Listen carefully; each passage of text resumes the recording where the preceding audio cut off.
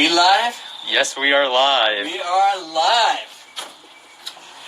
Well, I'm David Harnick, the chef and co-owner of the Dining Car, and welcome to whoever is out there. I have no idea. We are on our truck for the first time in many weeks, and we're so grateful to be out and to be talking to the people that we care about. Since we are socially distant within our own truck, and we are not preparing food for the general public, get ready.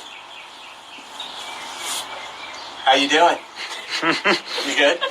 Good. We're making pierogi today.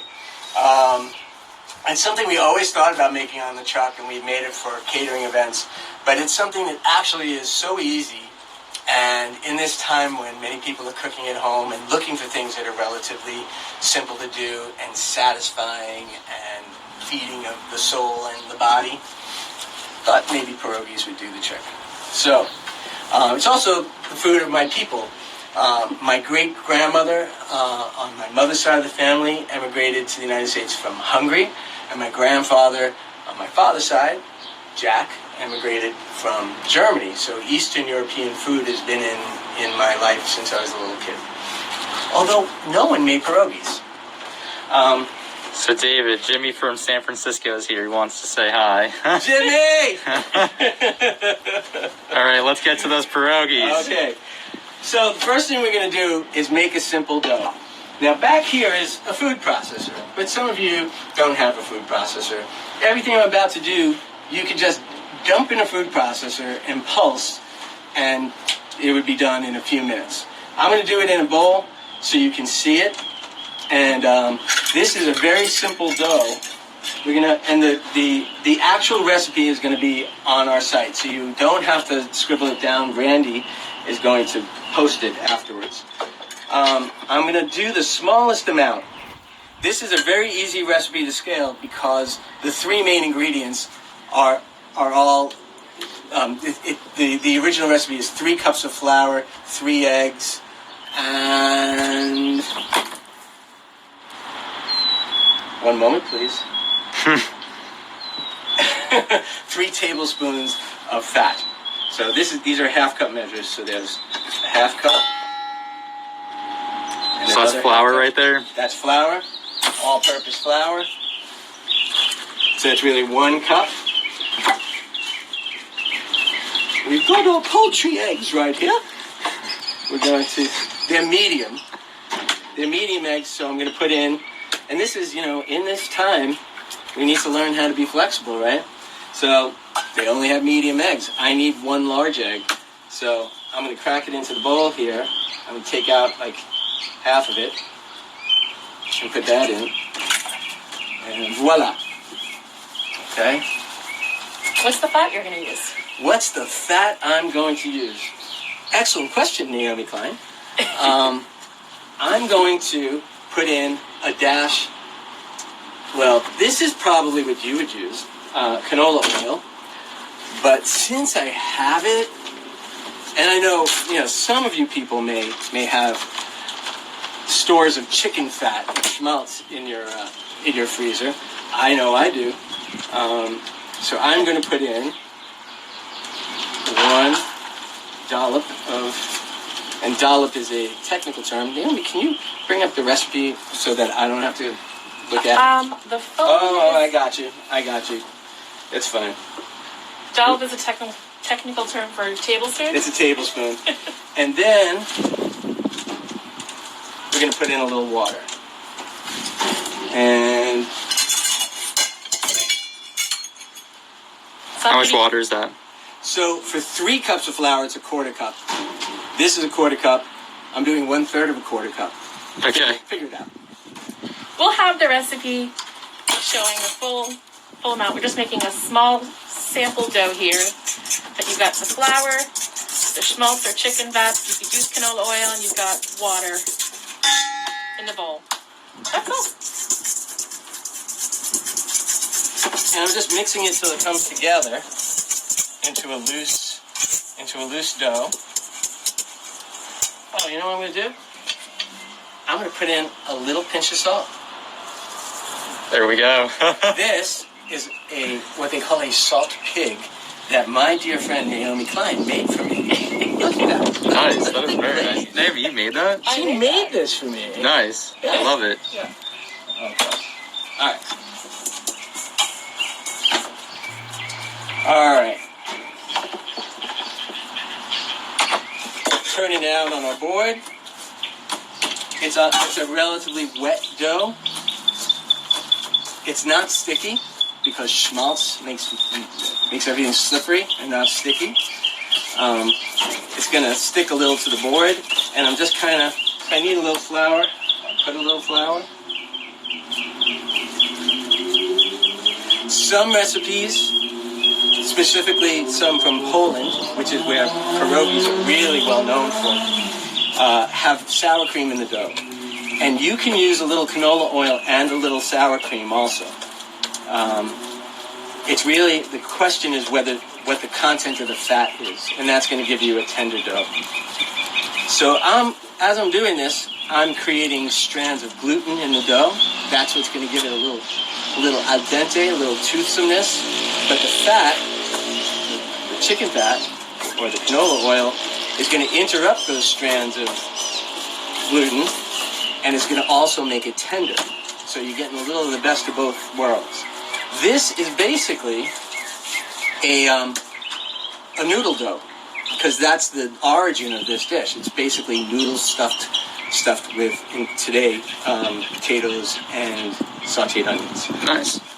Yeah, some people like roll that out and cut them into wide noodles and boil them and saute them with cabbage, and it's another kind of Eastern European.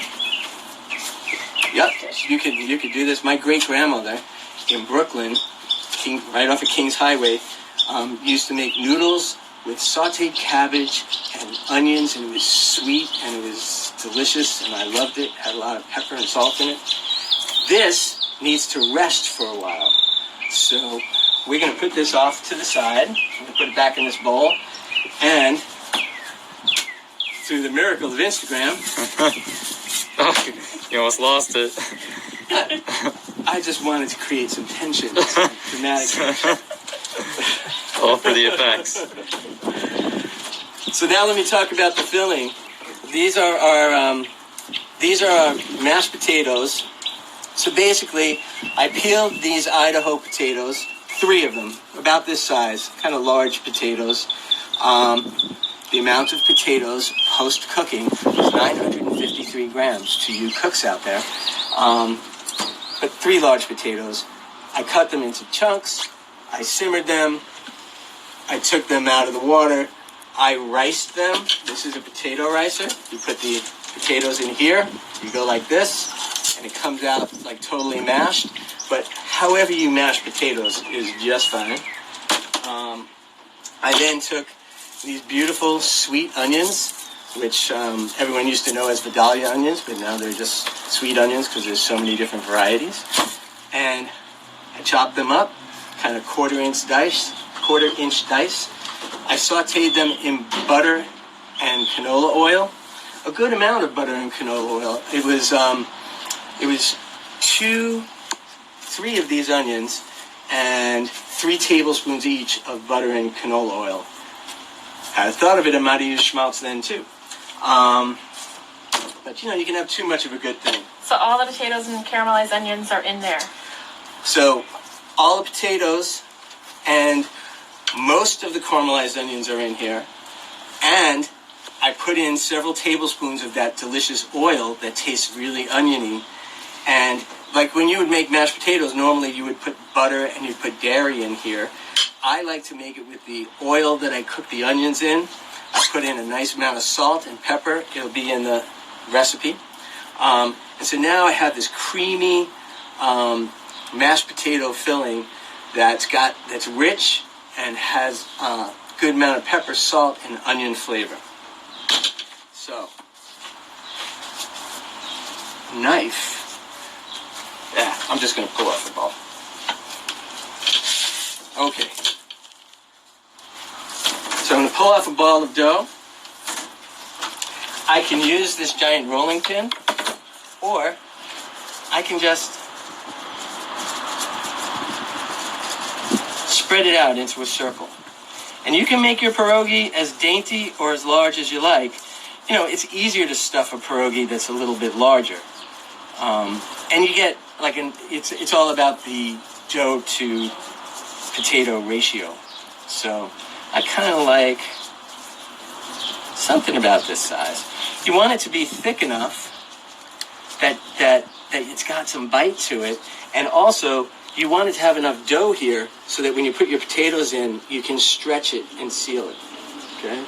So I'm gonna move everything so we're in the light. Okay. It almost actually looks better out of the light. Does it? Yeah. Okay. Just a little too bright. All right. Oh, Dorchester birdies.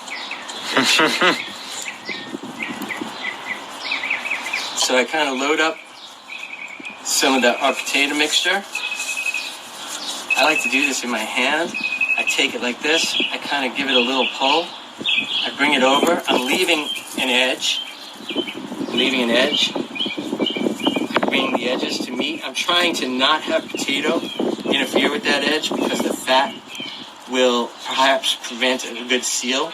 And you don't want all your potatoes, these are going to be boiled, you don't want all your potatoes to go into the water. And it's really, that is it. It's as simple as that. One pierogi. That is one pierogi, okay? Beautiful little pillowy look. A little, exactly. All right, so we're going to do another one. And I'm going to show you something else you can do. So we're going to make this into another pierogi. Oh, those birds are like, you paid them well, didn't you, Naomi? That's good. It is the most beautiful spring day in Boston for any of my friends who are watching who are outside of the area. Like, spring has sprung, the birds are singing, flowers on the trees, and we're in our food truck. Yeah. Stuck inside. We're in our food truck, which we've been operating now for 9 years. Unbelievable. All right, this is something we've done for catering events. Some of you have tasted this because you've had us in your home. So I'm going to take some of the potatoes, a little bit less this time, and put it down in the center, a little bit kind of south of center. And now I'm going to break off a little bit. This is, so we usually do this with short ribs. This is short ribs in a port wine and black currant jus. Randy, do you have my pinky out? I do. Good. Yeah. Our first responders. So, this is meat and potatoes all in one package. Nice. That smells really good. Good. So we've done these as hors d'oeuvres for events. We've done this same preparation on spoons, on Asian spoons. Oh, come on, baby. Come on. A very popular hors d'oeuvre at some of our more fine upscale catering would be the smoked potato puree along with these fall apart tender short ribs, which we have a black currant jus with. And Yes.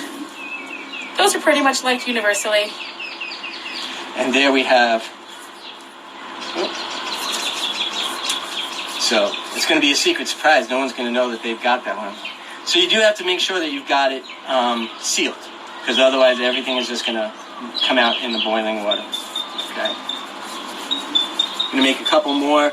I'm going to do a couple more just so that you see, and then we have water boiling, and we're going to boil them up and fry them up, and you'll see a little of everything. So here's another one. We'll do another potato one. And you can see the dough is very pliable, silky. It's very forgiving. So am I. So those of you who haven't called, that's okay. It's okay.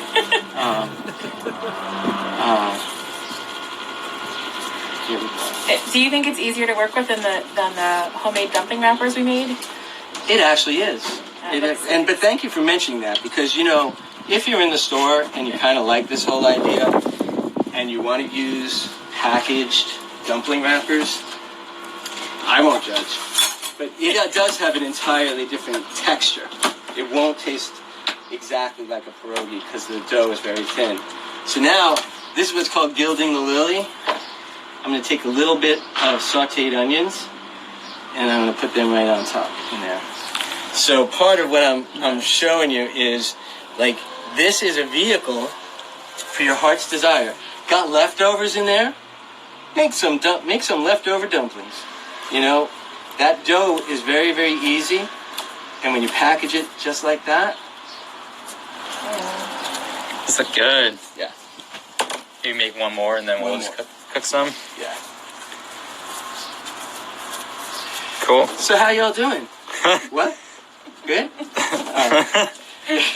I've got one question, David. What's that? I see baking powder. Did that go into the dough? No. I had because I tend to do deep dives into things. I have many, many different recipes. One of them called for baking powder, and like I said, a lot of them have sour cream in them. But I really felt this dough is delicious. This dough I actually came up with when my sister had allergies as a kid, and my mother used to have to take us to a doctor in Brooklyn, and we would go to this neighborhood that we weren't all that, it wasn't where we lived, and right near the hospital was this deli called Grabstein's, and it was awesome. And they used to sell kreplach, which is basically a Jewish dumpling that looks pretty much like this, but it's filled with brisket, sometimes brisket and chicken liver, and it was more like a wonton. It would go in the chicken soup, but we would just buy a bag of them and just eat them and bliss out on the way home. So I tried to recreate those when I came to Boston, and this is the dough that I came up with. All right, so we've got two potato, one onion and potato, with extra onion, and one beef and potato. I'm gonna pop these in the water. Awesome. So it's just boiled water. Is it salted? Boiled water. Yes, Randy, will you give the recipe for that later? Yeah, definitely.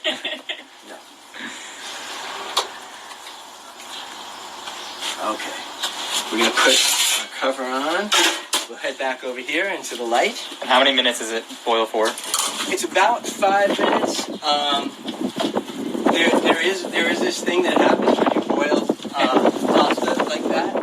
It floats, and I would say don't take it out immediately after it begins to float. Let it be in there for a couple minutes beyond where it floats, because sometimes if you take it out, when you take it out just when it floats, it's cooked, but it might still be a little bit too toothy. That's a toothy, yeah. Cool. So what else can I tell you? So I do have in mind other things to do like this, like even this beef. This where is it here? Like this beef. I don't know if that looks good or not. Yeah, go over here. Go over here. Yeah. Yeah. But it's really tender. It's cold now. But it's very flavorful, and it's very simple. Yeah, I gotta say, when you open up that container, it smelled really, really good immediately. Yeah. There's something about that kind of mildly sweet meat, like port wine and beef, onion, fresh thyme. Again, as a kid, we would have things like my friend Avi made a dish that was a Sabbath dish. I'm embarrassed I can't remember the name of it because he made it from a Sephardic tradition. But in my growing up, it was called chulant. And it's the same dish, but it's something that you can put on the stove overnight. You could start it before the Sabbath, and then you let it cook on a low light in the oven through the night, and then by the time you were ready to eat, you didn't have to work at cooking because you weren't supposed to be cooking during the Sabbath. And that meat, my Aunt Joy would say, was fishimmelled. Sounds right. Yeah. Fishimmelled. On our menu, we don't go for shimmeled. We say fall apart tender. Okay. So, So is that something you wanna show people? That's something I want to show people. Okay. We'd also be interested in hearing, since this is the very first cooking tutorial, about what other people would like to see us make or what you'd like to learn. So let us know. Yeah, let us know for sure. Comment below or on one of our posts if you have this recipe that you're dying to learn how to make. I'm sure David will be able to make it because we are the dining car and we can make anything. That's true. That is true. Like that's what we do. It makes a difficult elevator pitch because every time someone says, "Oh, what kind of truck is it?" we have to tell the whole menu. But I do feel proud that what we become known for is whatever we make, we make it well. We aim to do it right.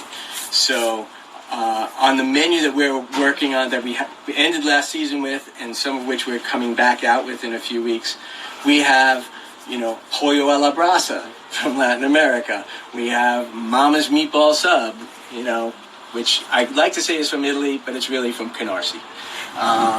And we do things from all around the world, and there's nothing that we won't try. Okay.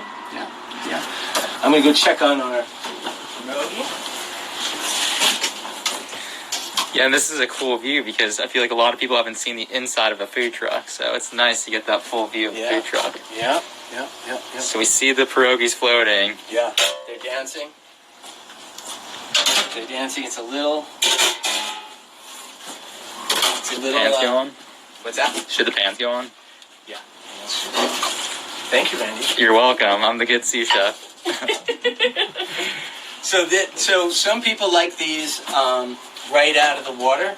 They call it, like in the restaurant, they call them steamed, but they're never steamed. They're boiled, and they're delicious and tender. But it's again like Asian dumplings. They're also good pan fried, and that's what we're going to do. So I'm heating up a pan right over there. Thank you. Thanks. We're going to fry it in some butter.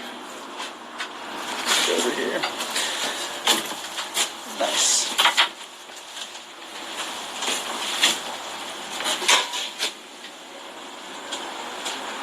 Ooh, feels nice.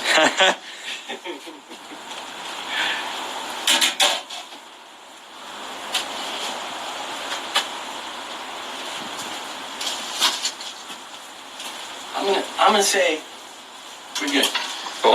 Is there a specific way that you can check it to make sure that the dough is good? You kind of just felt it? I kind of just felt it. So in the center, where all the filling is, the dough will be thinner, and that's the place that will become soft first.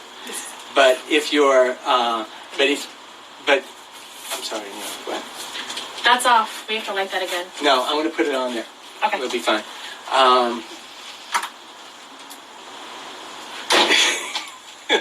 You got distracted. No, Naomi is talking to me as though she could whisper an aside to me. Like, I'm live, Naomi. You were talking about how to tell when it's done. I know. But in the double layer, that's the seam, that is going to take longer to get tender. It's just kind of like a ravioli. The edge is going to have some tooth, and the top is going to be a little softer. So if you take it out too soon, that edge is going to be a little bit too hard. Nice. So I have a question from one of the viewers. Is there a sauce that you can make for the pierogies, or do you do them sauceless? So we're going to serve these with some more fried onions and some sour cream. That is the standard. And I love, see that butter?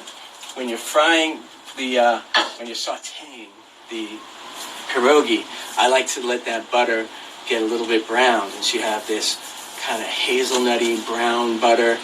Then I throw in some of the onions. I let them crisp up with the pierogi. And then you pour that out onto the plate. You put a dollop of sour cream. That's all I need. Awesome. My friends Lisa and Sharon and Jimmy and I used to be out all night, and then we would go to a place in East the East Village called Kiev, and we would have. Naomi, where's the spider? It was, You moved it. is it not in the pot? Oh, it's in the pot. So Kiev was our place to go for pierogi and blintzes. And maybe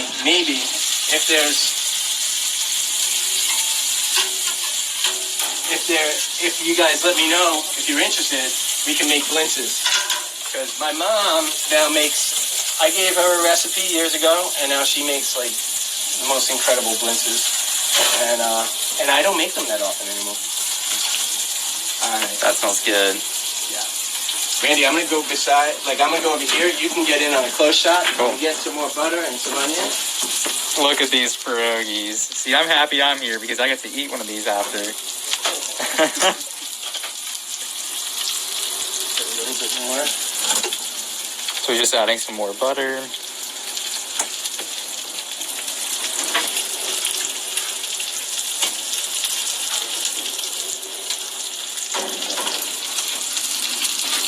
Nice. See some of the meat coming out, some of the caramelized onions coming out. Yeah, that one, that seal is not so great. It's okay. It all stayed in. It all stayed in, yeah. We're operating under duress here.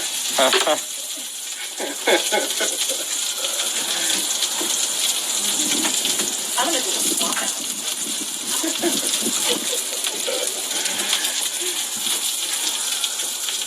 So I like to get the first side really nice and browned, and then just give a little bit of browning to the second side, because I like one side to have a nice crunch and the other side to still have some of that tenderness.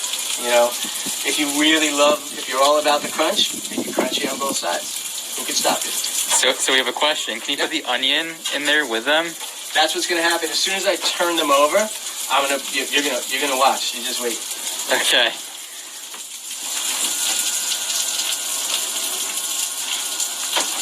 Here are our caramelized onions. So how do you make these before? So these onions, you do like a 1/4-inch dice.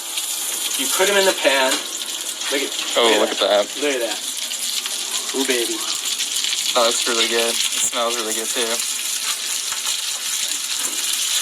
So the thing about onions, people are afraid of high heat usually in their home kitchens. People who don't cook very often. The onions are a vegetable with a lot of water, and that water is trapped in cell walls.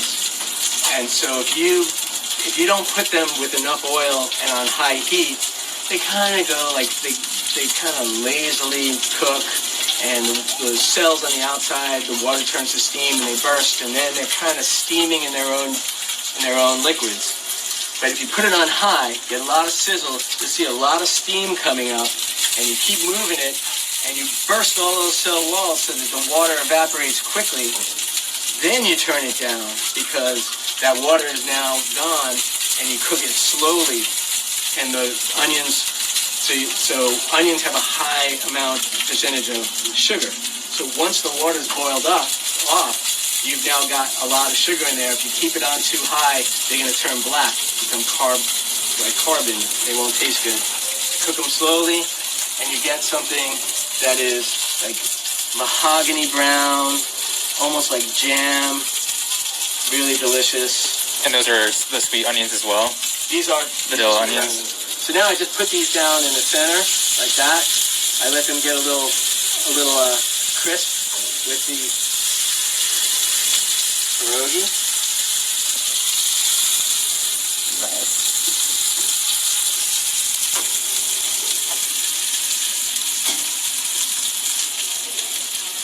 You like that? It smells so good. I've been eating rice every day, so this is going to be a big step up. Oh, okay. So these are sweet onions. Yeah, and they are sweet. You can smell it. It smells so good. Yeah. Well, we're all going to try. So this is the food truck for you guys who are curious. This is our little setup. So David, can you use any kind of onion, or would You can use any kind of onion. Okay. Any kind of onion. Yeah. All right. Here we go. So we're going to give each of us one. Normally, nobody would eat just one, but that's what we're going to do here.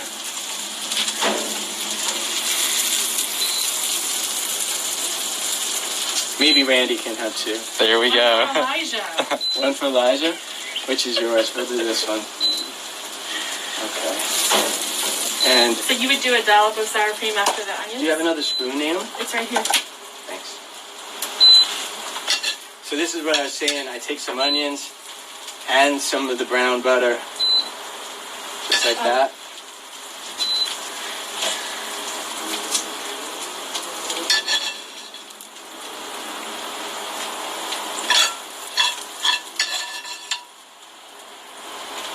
Nice.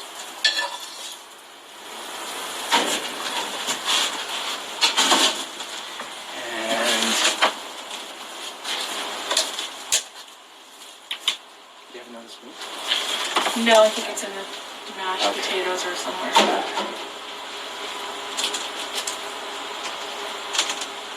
So I'm thinking after you scoop that out, maybe cut one open and we'll say goodbye to our friends while we enjoy these. Randy, remind people that we are back Yeah, so in a new, exciting way. a few things to mention. One, we'll be doing more of these Instagram live tutorials, and if you guys have any recommendations, we'll be happy to hear them. You can message us, you can comment on one of our posts, and we'll see if David can make it. I'm sure he can. Another thing, as things get a little bit safer, we're still pretty cautious in making sure everything we do is safe and we're not putting any of our employees or customers at risk. But once things do get a little bit better, we do want to get into delivery and takeout. So we'll keep you guys posted about how that goes and when we're ready to launch that. So keep your eyes on that. And if you know, like, there's an opportunity in your neighborhood, please just message us and let us know. Like, if you'd like us to bring our truck to your neighborhood and safely serve contactless payment, everything, we want to know that. All right, you ready for the big reveal? I am. Okay.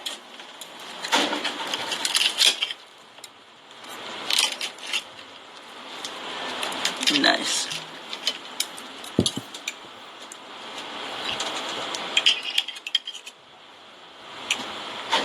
All right, one bite. Everyone knows the rules.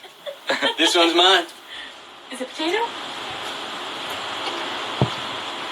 Potato.